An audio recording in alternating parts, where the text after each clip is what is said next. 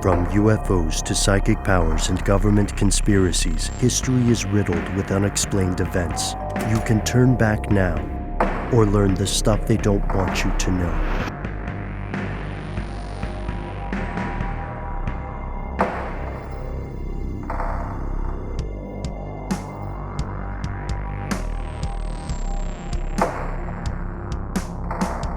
First, maybe we could travel to the produce aisle. Just picture wherever you get produce. If you get it from a farmer's market, great for you. I don't have my life together to that point yet, but we eat our veggies here on Stuff They Don't Want You to Know. And I realized I never asked you guys this, but Matt, Noel, you remember when that kind of trope or meme about people our age being broke because they eat too many avocado sandwiches? You remember when that hit? Avocado toast specifically, Ben, which is, I guess, kind of an open face sandwich, but yeah. That's the wave of the hipster millennial future, apparently. And I don't know why it's expensive. If you just get an avocado and a piece of bread, you can make your own avocado toast. But if you buy it at a fancy avocado toastatorium, then that's a pricey item. Mm-hmm. Mm. I have very fond memories when I first began drinking alcohol of going to my local store and buying limes, all the limes, because you could use them in everything. And we don't have to talk about all the different kinds, but limes were the stuff back then. So wait, you were more excited about purchasing limes than you were about purchasing the alcohol itself? Yes, because the lime really it didn't matter what the alcohol was. The lime, you knew it was getting a trick. lime. Yeah. And then maybe you were buying the limes after you had a few, so it's easy to get that, slight buzz of excitement. Yeah, it was one big cycle. You're right. I picture you at the cashier's register going, you might be thinking, this guy likes limes. You would be correct, ma'am. I had a period where I shoplifted lots of limes. It was just to feel alive. Really? No, just a feel.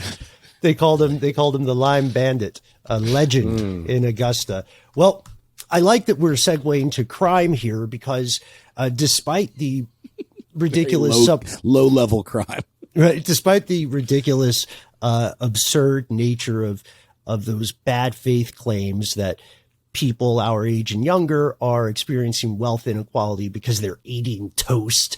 I hope everybody can tell that is what Joe Biden would call malarkey. Despite those stories making the news, there are other stories that relate directly to produce, to avocados, to limes, and they're important and they spell trouble in the future. Here's what's happening. A lot of these things are produced in Latin America, in Mexico, avocados and limes in particular. And Mexico is famous for many, many, many things. It's the home of ancient Mesoamerican cultures and so on. But nowadays, it is also infamous for the role of drug cartels. Even if you've never seen Narcos, even if you've never been on the border or seen drug-related, gang-related crime, you know that cartels in areas of Mexico are increasingly becoming like state-level actors. You know what I mean? To the point where law enforcement in the country will have some serious cost benefit analysis before they go into certain regions. And the cartels are, in some cases, buying off the police force. But when you think of cartels, you're probably thinking cocaine, maybe marijuana trade, even though there's not so much money in that as it's becoming increasingly decriminalized here in the U.S. Or meth and heroin. I mean, it's all looped in there. Meth especially, because it's so simple to make. But there's another hustle. The cartels have another hustle. They're in the avocado game. They're in the lime game. And this is so odd because you may have heard about the avocado, cartels getting into avocados for an extra income stream. But in certain parts of Mexico, drug cartel wars are also affecting the price of limes. So the young Matt Fredericks in the audience, go ahead and get your limes now. Don't panic and don't drive inebriated, but do go get your limes because these different cartels are taxing local lime producers. They're essentially treating it like a war tax, and they're fixing prices. And this is exacerbated by the global supply chain problems and, of course, by climate change, right? Current society is going to see a lot of arable land lost in your lifetime. But if you look at the price of limes, what you'll see is that lime prices have been on the rise for years, and they have some predictable spikes during the winter months, right? It's going to be a little more pricey to get your limes. I want to give a shout out to Emily Green, writing over at Vice World News. This is some of the best reporting I've seen of this in the U.S. A drug cartel war is making lime prices skyrocket in Mexico. So in just December of last year, lime prices had shot up 90% over what they were in 2020. Right now, in Mexico City, limes are selling for the highest price they have ever sold, and the price is even higher in northern Mexico. And a lot of that is because the part of Mexico that grows the most wintertime limes, or supplies those during the winter months, it's a state on the Pacific coast. And right now, the Jalisco New Generation Cartel, or CJING, and another bunch of local ne'er-do-wells called the United Cartels are beefing. And what organized crime is doing, and this is not a ding on you, Montreal, before you send the email, these cartels are doing something similar to what the maple syrup consortium does in North America. They're limiting the amount of limes that people can harvest to manipulate the price. And then once they've driven up the price, they're doing a calculation, and they're going back to the farmers and they're saying, hey, because we limited production, the price of limes has gone up by X. And because we did that successfully, just so everyone is safe, you should donate percentage Y to our cause. And they've also physically cut the number of days people can go on the farms and actually work. Not 3 days anymore. It's only 2 days a week. And the scary thing is, if anybody bucks against these folks, cartels have no hesitance, no compunction about just brutally murdering people. They don't have an HR. God, that's scary.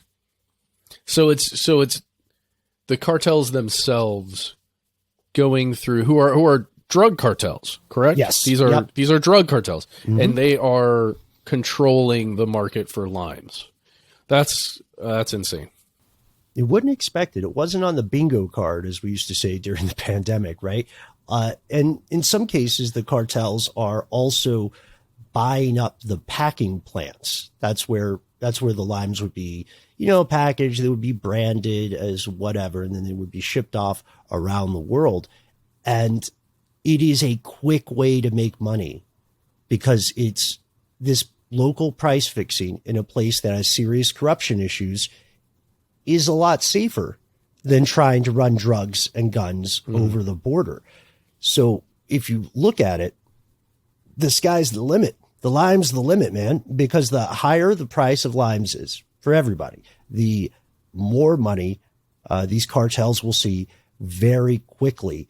And there's a feedback loop being created, I would argue, because they're making quick money off limes, the avocados, and then other cartels are getting in the game and they're funneling that money into their wars with these other cartels, which means the other side is also going to start looking for even more funding, which means more lime producers are going to find themselves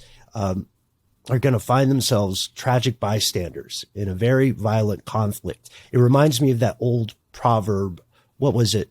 When elephants make war, it's the grass that suffers. Mm-hmm. These folks are the grass here. And it also makes me wonder what else is going on with other trades that occur, in Mexico.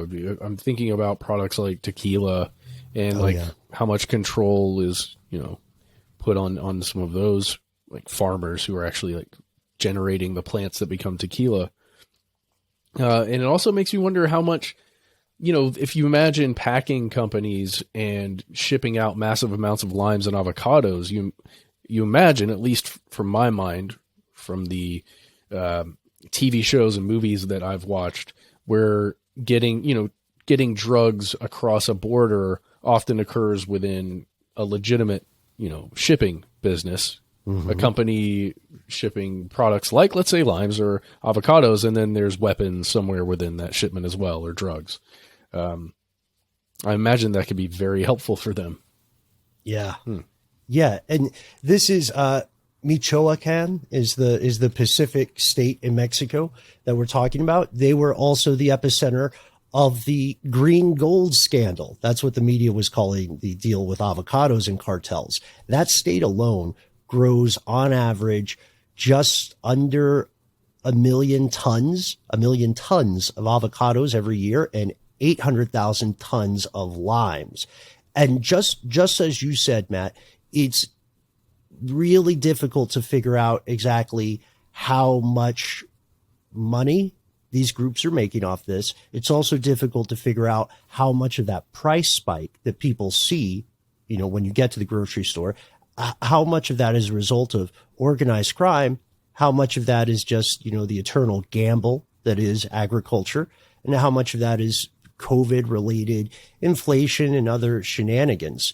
It's weird because if you look at reports by the actual Mexican government, they do put organized crime down as a factor in these price spikes.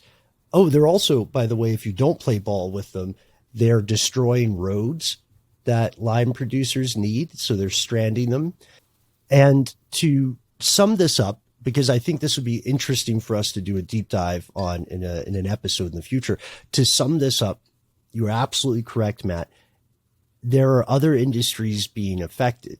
Limes and avocados get a lot of attention because Mexico produces so much of those agricultural products, but this is rent seeking from industries. And often it doesn't matter exactly what that industry is. You could have an electronics manufacturer that has to pay protection money. You could have a fart jar manufacturer that has to pay protection money. So that's going to be another industry fast on the rise, as our fellow conspiracy realists have confirmed. So with that, I want to pause and ask people to let us know if you have any personal experience with this industry, limes, avocados, cartels, then we want to hear from you. We want to hear from the boots on the ground. So give us a call, 1-833-STD-WYTK, or drop us a line, conspiracy@iheartradio.com. The very last thing I want to say is that I had another great story about corvids that are being trained to pick up litter. It's amazing, but I didn't want to just always talk about crows, because this is stuff they don't want you to know, not stuff they don't want you to crow. I yield my time. We're going to pause for a word from our sponsor, and we'll be back with more strange news.